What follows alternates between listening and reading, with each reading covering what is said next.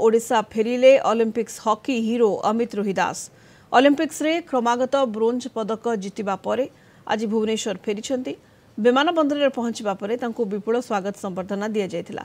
Paris Olympics रे भारतर सफलता रे प्रमुख भूमिका बहन करथिले अमित रोहिदास।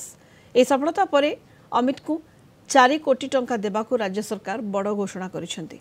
केवल सेतिक नुहे भारतीय हॉकी दलर समस्त खेलाड़ी को 15 लाख टंका लेखाएं एवं सपोर्ट स्टाफ को 10 लाख टंका घोषणा करिसेंती राज्य सरकार।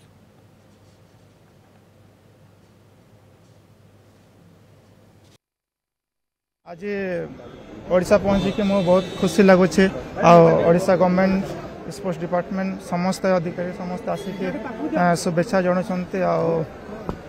फाइनाली एत अपेक्षा थिला पहुँचबार मत back to back bronze medal जीति हॉकी रे सेटा देश एवं राज्य बहुत खुशी कथा।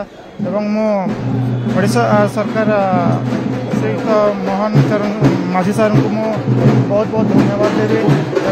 2036 जाए आम हॉकी इंडिया को स्पॉन्सर बढ़े तो तापर मु बहुत बहुत धन्यवाद देवी।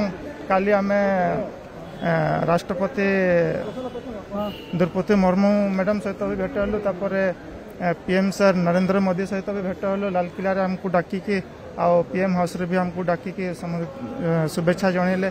भी मु बहुत बहुत धन्यवाद देवी।